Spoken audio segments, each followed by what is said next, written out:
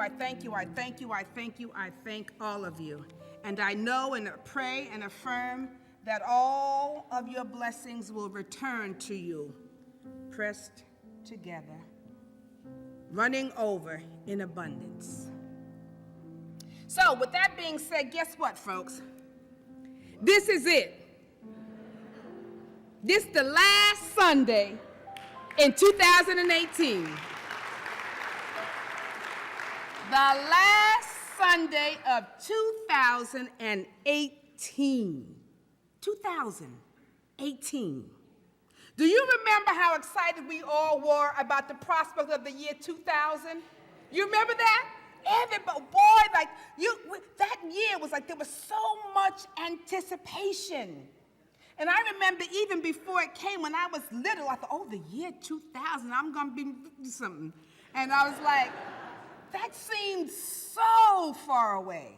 And then, as you know, aside from all the fear of the computer glitches that might have taken place, and we didn't know what was going to happen, whether the world was going to blow up or what, our computers were going to come to a standstill and everything was going to come crashing down. We ran out. We brought lanterns. We brought all kinds of supplies. Come on, you know you did that. Right? We were so excited, and yet now 18 years have passed since that time of great anticipation, right?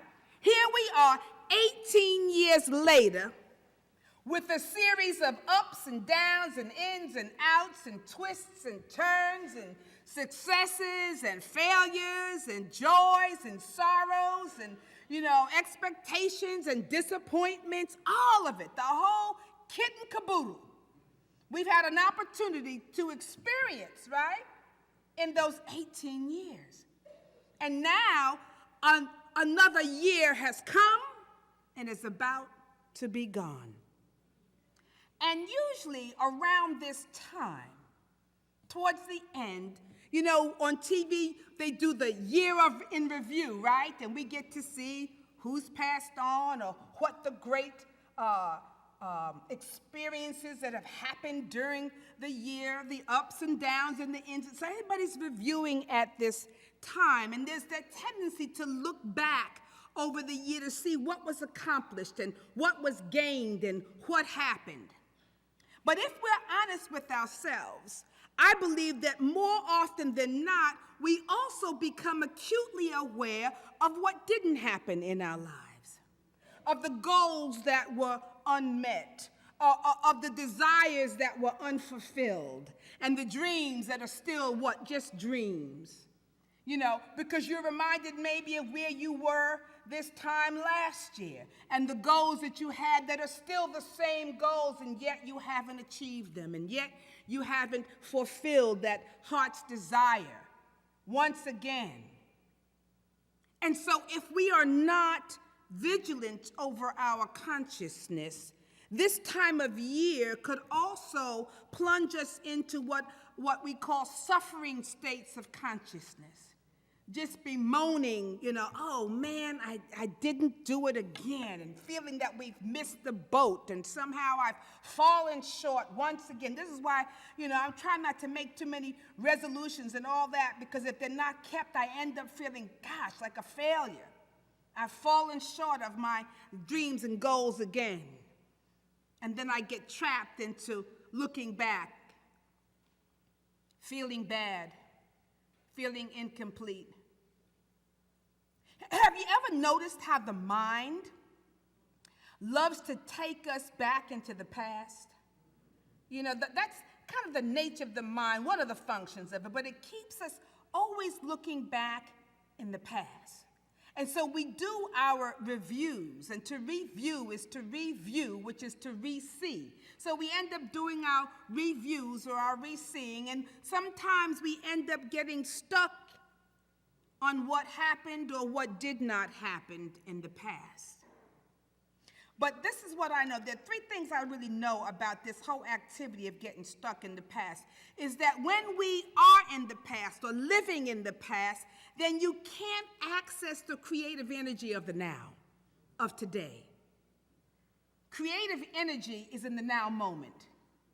You don't create in the past, and you don't even create in the future. You only create what? In the now, in the present. But if we're stuck in the past, then we lose that opportunity to create what we want for today, and even what you would want for tomorrow. I also know that you can't life isn't lived in the past, because there's a quality of life that is not in the past, nor is it in the future. Again, life, in fact, life itself is a present moment experience. It's not a thought. Life is a what? It's an experience. It's a present moment experience. Now, that doesn't mean that we can't have, mental fantasies about the future and have that be an experience, or we can't have the use of our imagination, which again is not necessarily a reality, but it is a mental activity of the mind of which we can then experience. But to live permanently in those states is not to live. To live a life of fantasy, you can create a fantasy and have the experience of the fantasy, but there will be something missing if your entire life is fantasy. If your entire life is just an imagination, an image. Life is to be what? It's a momentary experience of the now. And yet the mind is conditioned to dwell upon the past whenever it's not occupied in the present.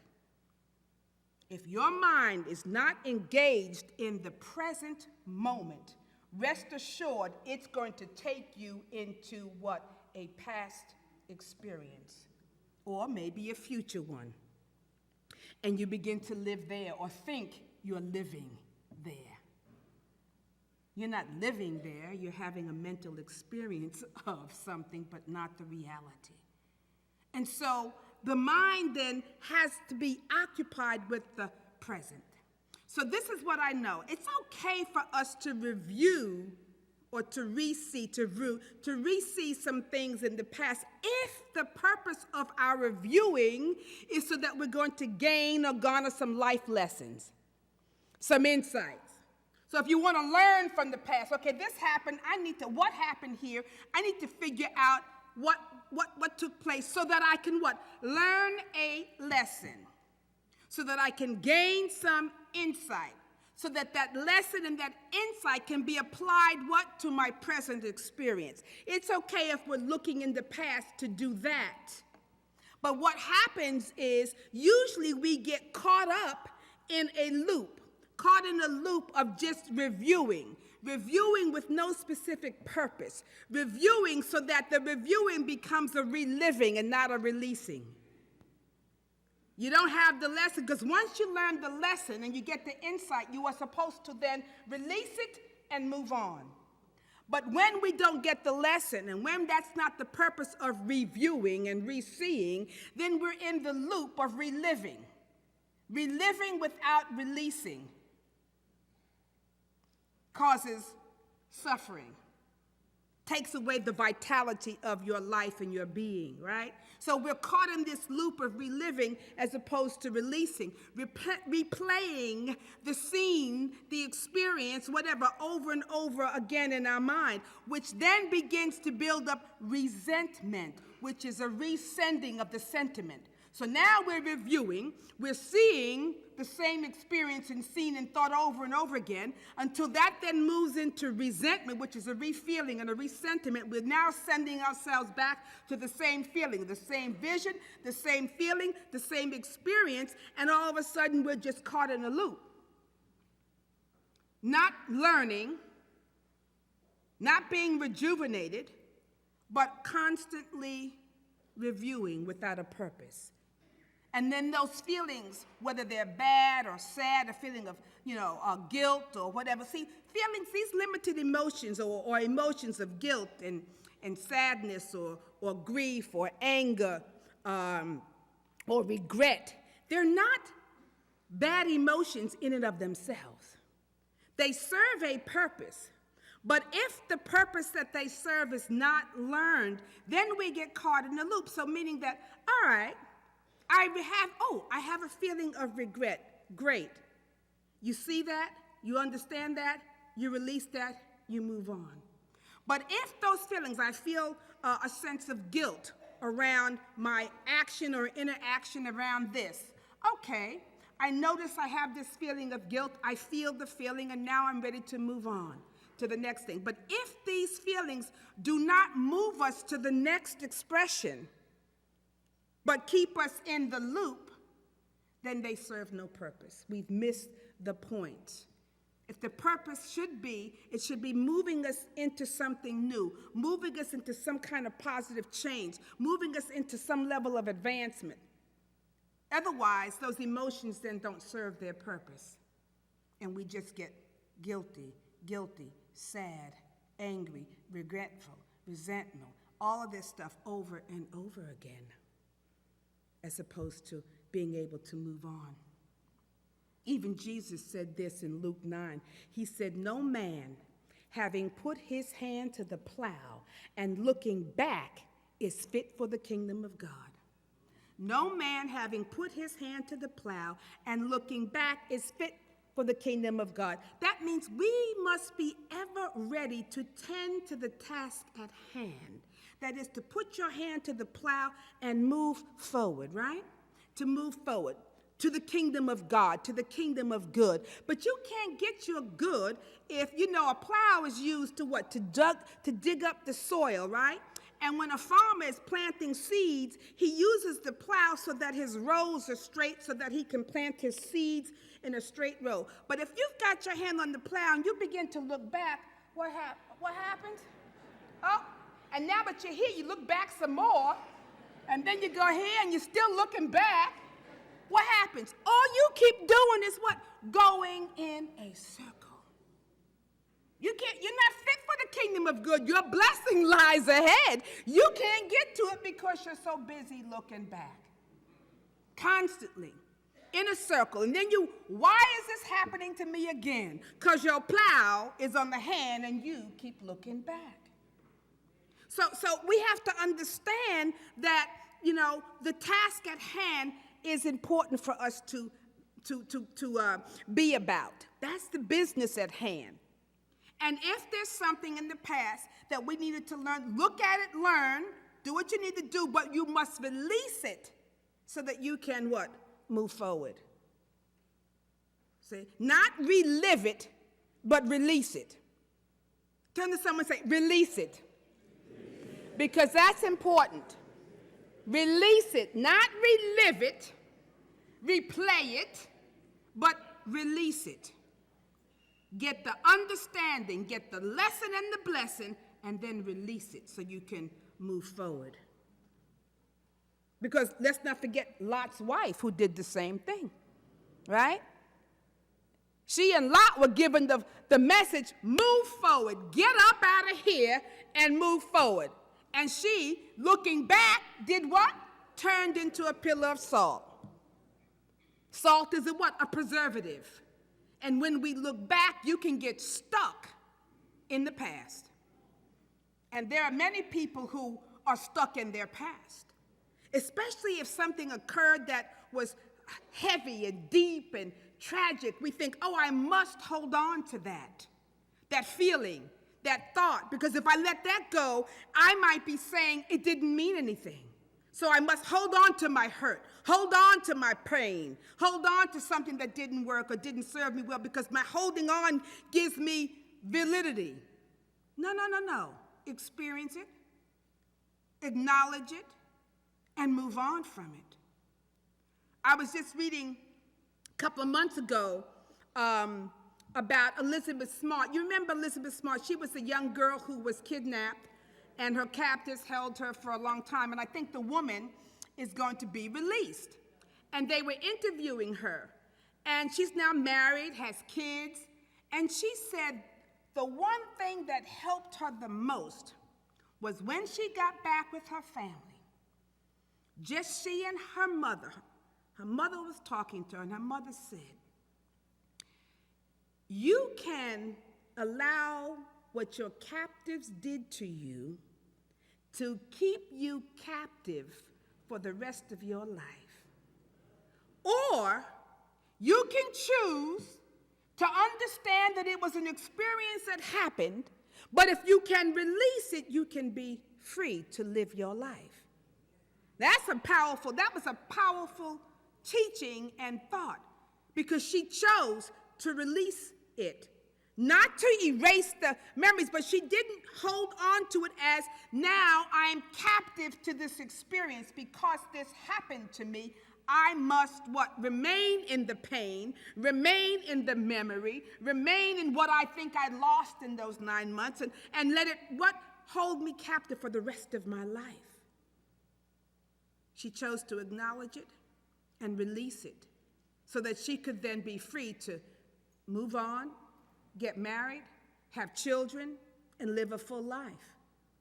See, so this is powerful in understanding the power we have in acknowledging, seeing, and releasing, letting go.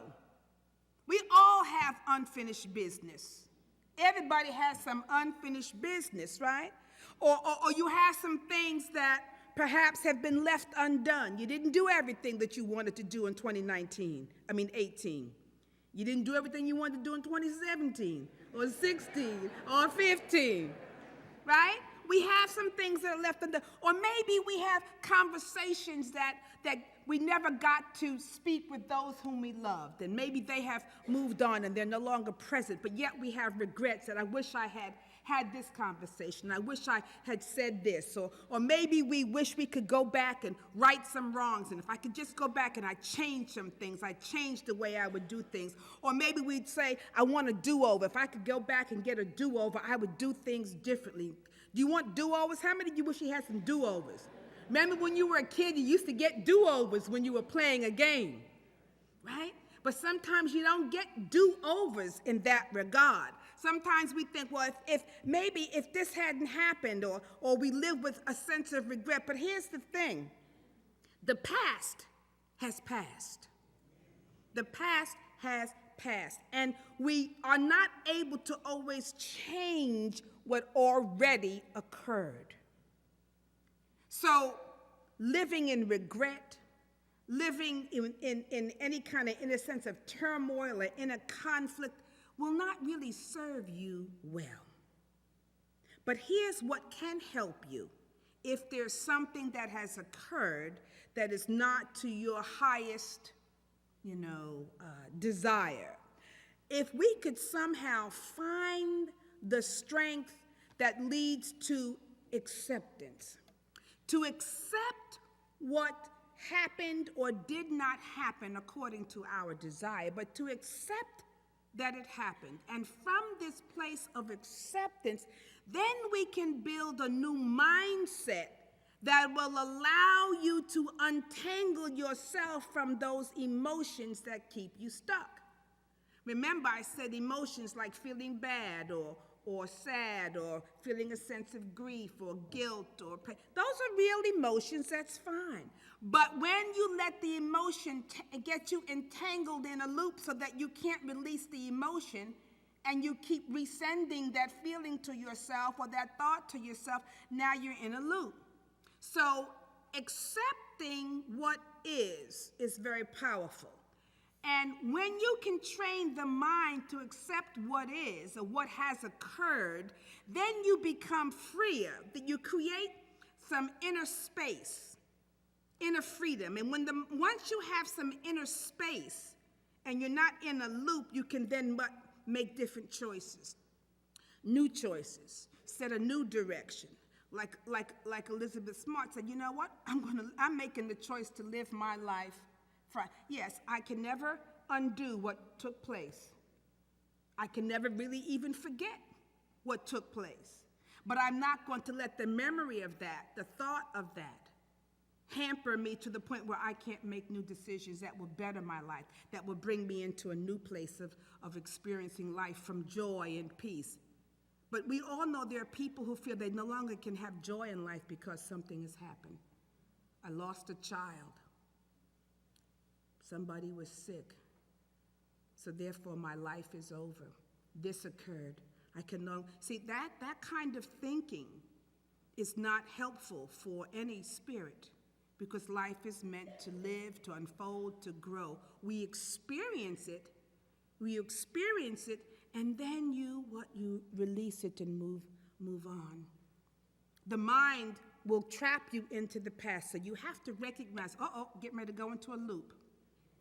Getting ready to go, because the mind is conditioned that if it is not occupied with a present experience, will take you to either the past or the future.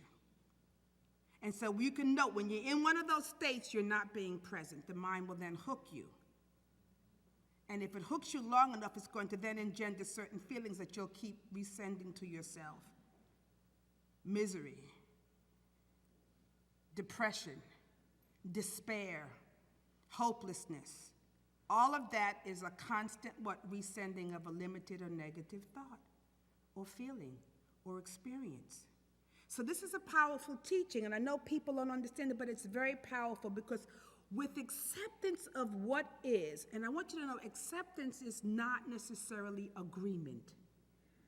It is simply acceptance. With acceptance of what is or what occurred, then you're no longer fighting with the thoughts that say it should not have happened. Because if you're hung up on the thought, it should not have happened, but guess what? It did. So you're wasting your energy, it should not have happened, or the thoughts of why did this happen, or I wish this didn't happen. Those kinds of thoughts are thoughts that will drain your life energy. They keep you stuck. But with acceptance of what is, yes, it happened, then there's a certain spaciousness and freedom that happens within the mind, and you begin to make different choices. So, in order to avoid getting into this endless loop and these limited feelings and thoughts, what we really want to do is become so present that we begin to own the fact that something happened. Now, the key is, when you're working with acceptance, you want to own what is or what occurred, but you own it without judgment, the questioning why, without regret, without resentment, and all those things. When you can own that something occurred without all the limited thoughts, the back thoughts, whatever, then you can move towards healing. Because, see, it's the afterthoughts. It's the mental commentary that holds us back. So it's not that something occurred, it's what we then identify and attribute the meaning to what has occurred that becomes the problem, right? So it's like, oh yeah, this is bad, this is no good, this is, we start adding our commentary on it, our judgments on it, and it's the judgments and it's the commentaries that also gets us on this track of emotional destruction. It isn't that you shouldn't have a feeling of anger, we all get angry. But when I keep bringing the anger back again and again and again, that anger, as I keep resending it to myself, can eventually turn into what? Rage. Now it's beyond anger, it's rage. And when I let the rage keep coming and get that out of control, I keep sending that emotion back, then it moves into another destructive emotion. So it's not that we shouldn't have emotions, we have them. But we can't keep resending certain emotions to the self. It'll end up destroying us. So we have to understand then, what's the afterthoughts, the mental commentary that we have about these things. So if we could simply develop the art of simply allowing a thought or a memory of an event from the past to simply arise, let it arise in the mind, because it will arise. Thoughts come unbidden sometimes, don't they? You have no control over what thoughts pop up in your mind. They arise. Sometimes I go, where'd that one come from? Because boom, there it is. I didn't choose to think it. It just, the thought appeared, it came. So don't get hung up that you're going to have certain thoughts, because part of the human condition is we're going to have all kinds of thoughts. The Lord says thoughts held in mind produce after their kind. They're going to be thoughts that run through your mind. But it's when you stop and you begin to take that thought and you hold it and you think about it and you add on to it and you name it and claim it and draw it and give it meaning, then now it has become a thing. It's not just a thought that has arisen. And so the practice as a spiritual, you want to learn this art of acceptance to become a spiritual practice, which means the thought comes, you see it, you accept it, and you what? Release it. Because you can't do anything. Some thoughts come unbidden. They come, they may be triggered. Something may trigger a thought that comes up. But it's the afterthought and the commentary about that thought that will either hang us up or free us.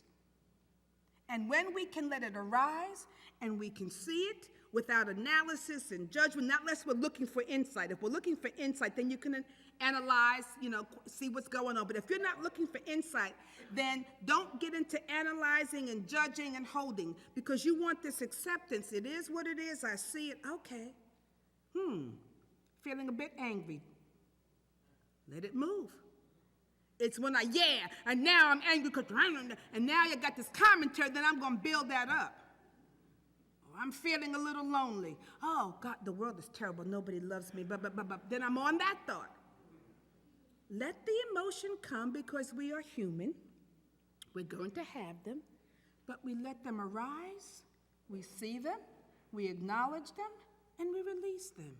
See, that's a spiritual master who can let it come up, because spiritual master does not mean you don't have experiences to go through, that you're not going to have stuff pop up. You do. Buddha had it, Jesus had it, everybody. It comes up. Oh, okay. See it, accept it, let it go. And when you can get into that kind of a flow that arises, also what will begin to arise is a natural understanding, a natural revelation, because if you need to know something about it, when you're not all entangled in it, you will also see, what I need to do next. Because it'll arise. There's no angst, you know what I mean, to stop it. So also what will come is the answer.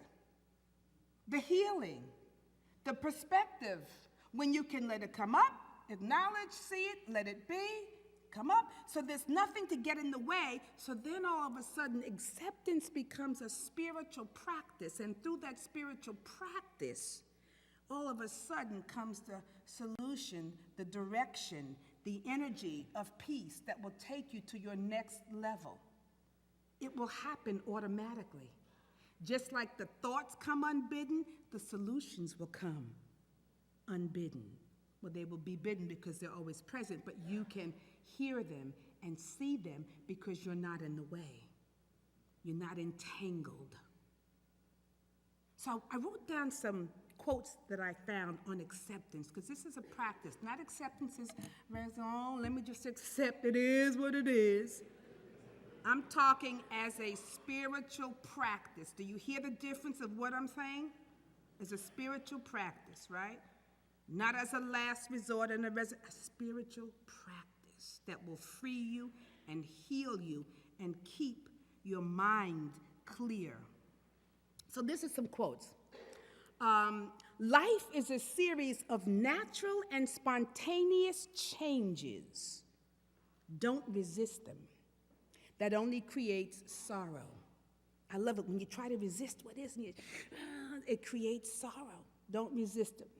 Let reality be reality. Let things flow naturally forward in whatever way they like. And that's from Lao Tzu. Let it come, let it go. So it's a natural change, a natural unfolding. Don't resist any of it. See it, let it go. The ideal man bears the accidents of life with dignity and grace, making the best of circumstances. Aristotle. Things are going to happen, right? But with dignity and grace, you make the best. All right, it is what it is. Now what can this be? What else can I do? I'm not going to waste my time and wish you hadn't run into my car. You did. All right. What do I need to do now? See, getting up and fighting and you ready to all this stuff, the anger and people killing each other and shooting because it is what it is. What do we need to do now? Not kill each other because you ran into my car. Let's exchange. Let's let the insurance people take care of whatever needs to take care of. Bless you. Goodbye. Gone. instead of getting into this, because we haven't learned to, it is what it is. But the anger, you shouldn't have, I wish you had, you were wrong, acute, none of that, right? So the ideal man bears the accidents of life with dignity and grace, making the best of circumstances. Flow with whatever is happening and let your mind be free. Stay centered by accepting whatever you are doing. This is the ultimate. And this is from a gentleman called Zhuangzi. Flow with whatever is happening. So it's not about resisting, it's about what? Flowing. And let your mind be free, because when you resist, you clog up your mind. When you're free and flowing, stuff that comes in that will tell you what you need to do and where you need to be. Flow, stay centered by accepting whatever you are doing, right? This is the ultimate. I love this one. If you bear the cross unwillingly, you have made it a burden, and you load yourself more heavenly. Okay, we're going to have stuff to bear.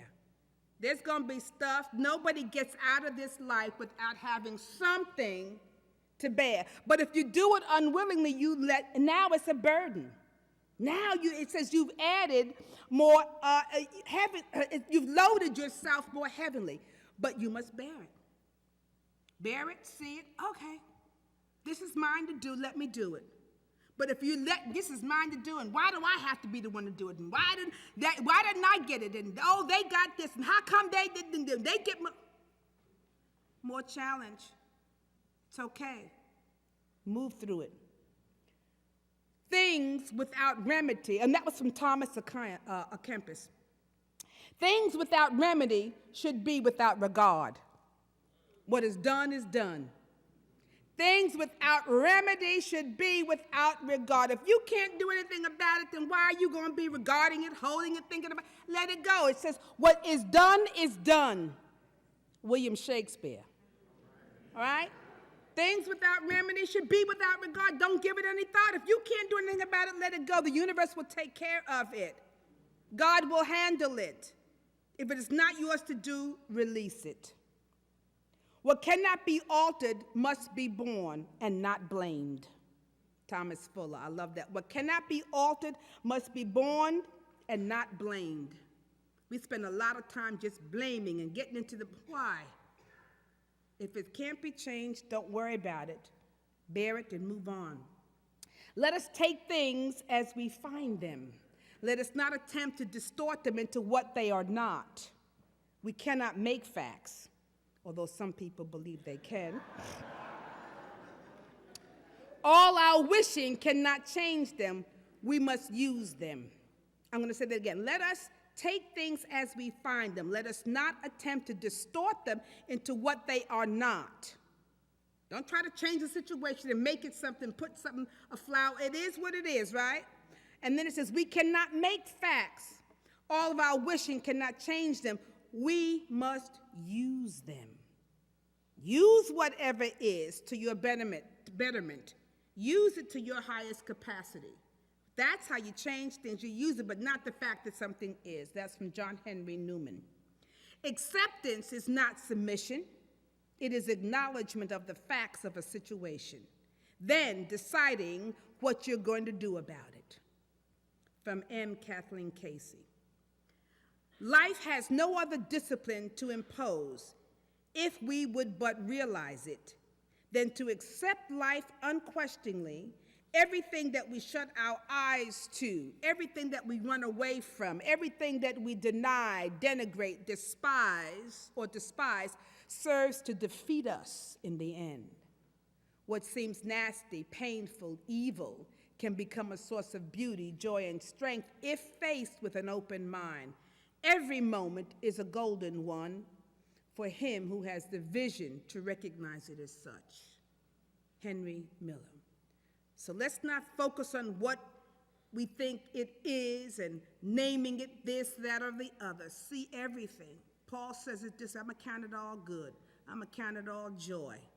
If I can see it all joy, then God will reveal the joy that I need to experience and move forward in my life.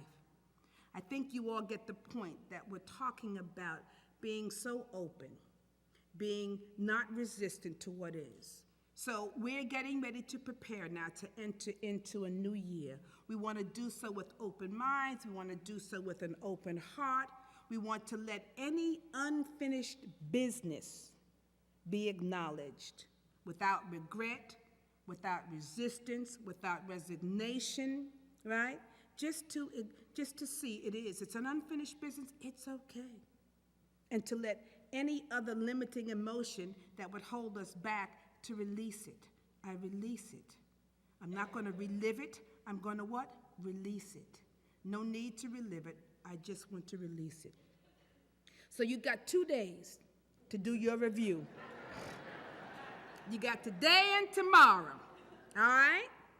And part of your review is to see it. That's the review. To see it, to accept it, to release it, and then be ready.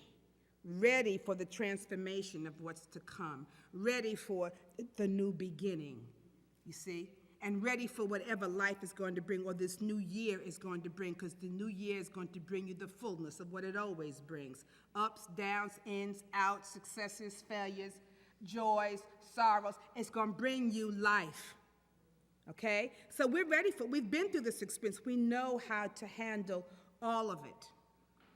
So here's something that I want to leave you with, that I think that I want you to identify one thing that you want to enter into this new year doing. Something that's major, a major dream or a goal or a desire that you might have for this new year. And I want you to take the approach that was defined by Dale Carnegie. And I love Dale Carnegie because he had a lot of positive approaches to life. Now, this approach may at first seem a little negative, but bear with it. So you're going to pick out, as you do your review, you're going to see, accept, release, let it be, right? But then if there's something new that you're working on for this new year, you're going to practice this approach. He said, first ask yourself, what is the worst thing that can happen? So you're going to have your dream, your desire, your goal for this new year, or this one thing that you're going to work on. Now ask yourself, what is the worst thing that can happen in regards to whatever you've identified, right? He says, then prepare to accept it. So you've identified this, the worst thing that can happen. Now prepare the mind to accept it, right? To accept that. Now, once you accept that, he says the next step is then proceed to improve upon the worst. So now you've identified the worst thing that could happen about the thing that you're desiring or wanting or whatever. You've prepared your mind to accept this is the worst thing that could happen. Now you're going to proceed to improve upon the worst that could happen. It is, all right, if this has happened, this is the worst, what can I do to improve upon this situation? He says, once you do that, to improve upon the worst, he says, once we have accepted the worst, he said, then we have nothing more to lose. If you've accepted it and you realize, then there's nothing for you to lose, right? He says, and when you have nothing more to lose, he says, and that automatically means you have everything to gain, right? If you've seen the worst, you've accepted that this is a possibility, okay. Now I'm going to even see what can I do about the worst. I have nothing else to lose. I've got everything to gain. That's a fabulous approach because it frees you up energetically from any fear, right? About what may happen. So it happens. If it happens, great. Now I'm free from that because I've accepted the fact that if it happens, I'm not going to die. Maybe even if you do die, that's not the worst thing that can happen, friends. Right? We might think so, but I don't want to get off into that because there's life, eternal life, and all of that. I always say sometimes death is the healing, right? But if you what's the worst that could happen about this dream? You don't meet it, you don't whatever. And if you don't meet it because of this, then you accept that. Now, if you don't meet it because of this, now you're free enough to say, well, what could I do to help that? Come up with some positive steps. Now you're free. The worst has happened, but you really have nothing else to lose because you know a way. And once I know a way, I got everything to gain now because it's only up from here. There's no resistance. Only release into the goodness and presence of God. So this is a powerful time that we are in. We want to get ready to begin again, to begin anew. And I'm going to invite you to join us tomorrow evening, because we're going to jump into 2019 with both feet. Everything we got, we're going to jump right on in it with no fear, no limitation. Let's bring it on. Whatever it is, bring it on. I got it. Right? So we hope that you'll do that, because this is about being about our business. I love it when Jesus said to his parents at 12, don't you know I must be about my Father's business? Don't worry about your unfinished business. Be about the Father's business, and everything will be all right. Blessings. Well, blessings. Thank you, thank you, thank you. Thank you.